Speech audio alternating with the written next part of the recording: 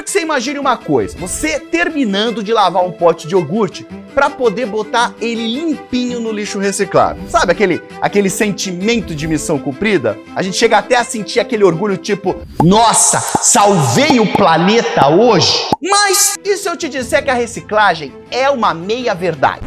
Na real, ela é quase um mito. Só que é um mito que todo mundo acredita. E o pior, foi uma história que uma certa indústria ajudou a plantar na nossa cabeça. Uma história tão bem contada que a gente passou a acreditar que tá salvando o mundo só porque a gente tá lavando um simples pote de iogurte. E para entender melhor como isso aconteceu, a gente precisa voltar lá nos anos 90. Naquela época, as indústrias de plástico sacaram que o papo sobre meio ambiente ele estava ficando mais forte. Tinha cada vez mais gente preocupada com o planeta e com atitudes nessa linha de pensamento, tipo reduzir o lixo. Isso, claro, era uma ameaça direta para o bolso deles, porque quando as pessoas começam a evitar um produto, a indústria ela perde dinheiro. E qual foi a solução que eles encontraram? Investir pesado numa campanha pró-reciclagem de milhões de dólares para a gente continuar consumindo plástico sem culpa. Era uma campanha para ninguém botar defeito. Um tom inspirador, aquela música dramática de comercial, crianças correndo em campos verdinhos, gente sorrindo, jogando plástico em lixeiras coloridas. Tudo milimetricamente pensado para emocionar. Enquanto isso, o narrador, ele deixava aquelas mensagens como juntos podemos fazer a diferença. Mas a gente sabe que as aparências enganam e que por trás dessas campanhas a realidade era outra. Esses anúncios, eles eram tipo trailers de filmes de ficção científica. Empolgantes, mas muito longe da realidade. E mesmo fazendo publicidade a rodo, as empresas sabiam que a reciclagem em larga escala era praticamente impossível. E não é só eu que estou falando isso não. Algumas empresas como a Exxon, a Chevron e a Dow até admitiam em relatórios internos que o plano de reciclar plástico em larga escala era inviável. Eles sabiam que estavam prometendo uma coisa impossível, mas para quem assistia parecia que o plástico ia ser reciclado de uma forma mágica. Infelizmente, o plano de convencer as pessoas deu certo e as pessoas continuaram a consumir plástico como se não houvesse amanhã. Desde 2000, a produção de plástico quase dobrou. Hoje, o mundo produz cerca de 450 milhões de toneladas de plástico por ano. Pra gente visualizar isso, dá para encher 45 milhões de caminhões de reciclagem daqueles bem grandões. E assim, muita gente nem imagina isso, mas o plástico que a gente usa no dia a dia, ele vem do petróleo. Ou seja, ele está diretamente ligado com a indústria de combustíveis fósseis. Por isso, o impacto ambiental, ele vai além do que a gente vê no lixo. Ele começa muito antes, lá na extração e no refino do petróleo. E a estimativa da ONU é de que até 2060, a produção de plástico ela deve triplicar. E isso não significa só mais lixo, significa triplicar a poluição do ar, o impacto ambiental, o impacto na saúde, uma verdadeira bola de neve de plástico. E a pergunta que fica é, como é que a gente vai lidar com essa montanha de lixo? Porque eu não sei se você sabe, mas hoje em dia menos de 10% de todo esse plástico é realmente reciclado. Simplesmente porque o processo de reciclagem desse material é extremamente trabalhoso. O que complica esse processo é que o plástico ele não é um material único.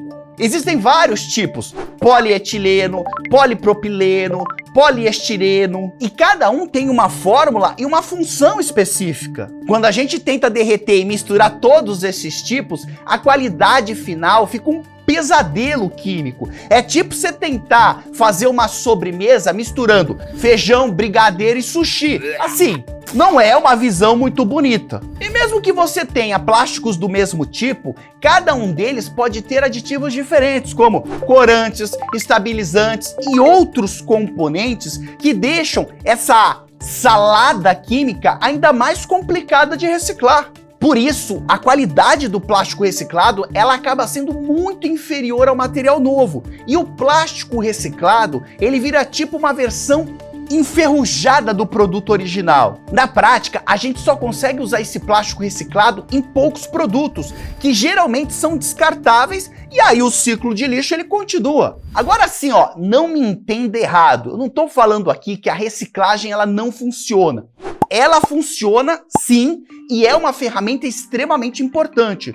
O problema é que ela sozinha não é suficiente para resolver o tamanho do impacto do plástico no planeta. A reciclagem ela deveria ser o último recurso dentro de uma cadeia que priorizasse a redução e o reuso.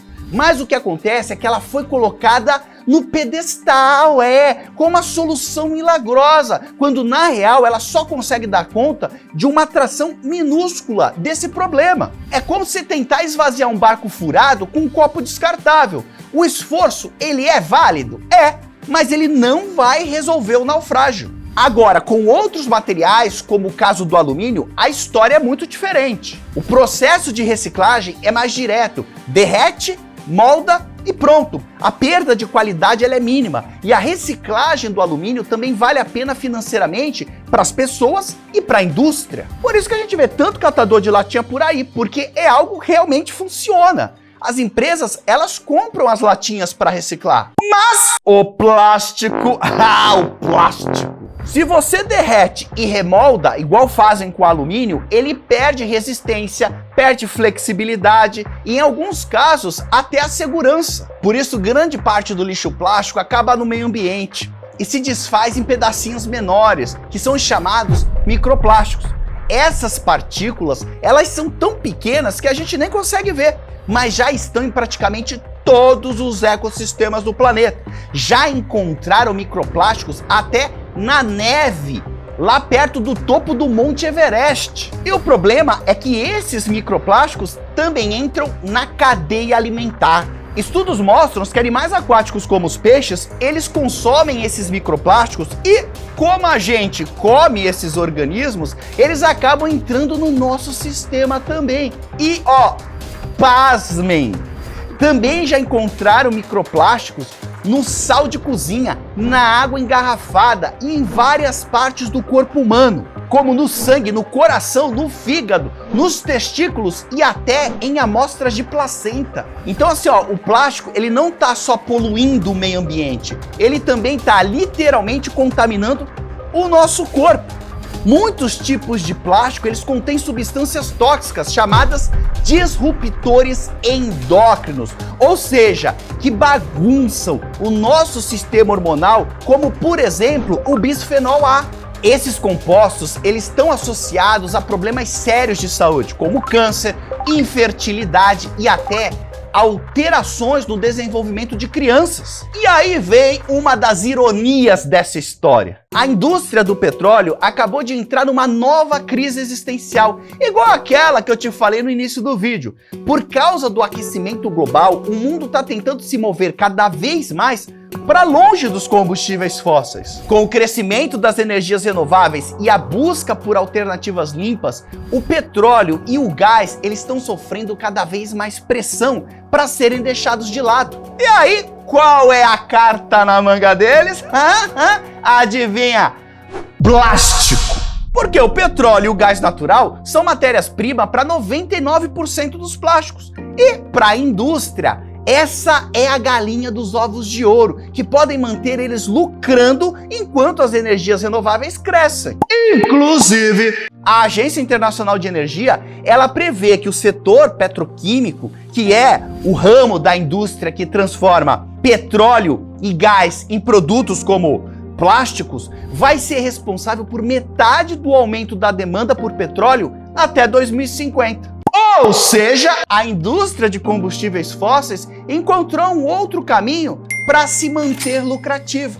Nos últimos anos, bilhões foram investidos na expansão de fábricas e instalações que transformam petróleo em plástico, especialmente em países como China, Índia e Estados Unidos. Nossa, Jubilo, e o que a gente pode fazer? Uma das respostas está em divulgar iniciativas como a Global Plastics Treaty, que busca comprometer os países a reduzirem drasticamente a produção de plástico e incentivar alternativas sustentáveis. Esse ano esse evento vai acontecer no fim de novembro agora na Coreia do Sul. E diversos líderes mundiais vão se reunir para tentar tomar uma atitude conjunta em relação a essa crise do plástico. Esse tratado em discussão, que eu acredito que você até agora não soubesse da existência, ele pode trazer uma mudança real se houver pressão para que as indústrias e os governos se comprometam com metas ambiciosas. Porque se a gente esperar a boa vontade das empresas, é como acreditar que o plástico desaparece magicamente no oceano. É acreditar no Papai Noel. É acreditar que o coelhinho da Páscoa é o meu vizinho. Então, da próxima vez que você estiver na fila do supermercado e olhar para um produto de plástico, pense duas vezes. E mesmo que você faça a sua parte, essa batalha, ela é muito maior. A gente precisa pressionar governos para criarem leis que limitem a produção de plástico e incentivem materiais alternativos. E também cobrar das donas empresas que reduzam o uso de embalagens plásticas, investindo em opções recicláveis e biodegradáveis. Só assim a gente começa a ver o impacto que o planeta tanto precisa. Ninguém aguenta mais viver no meio de tanto plástico. Afinal, estamos todos juntos nesse barco de plástico. E a questão é, será que ele não vai afundar? Pensa nisso! No mais, desnecessário dizer que foi um grande prazer estar aqui com você. Um grande abraço, valeu, obrigado, namastê, gratidão!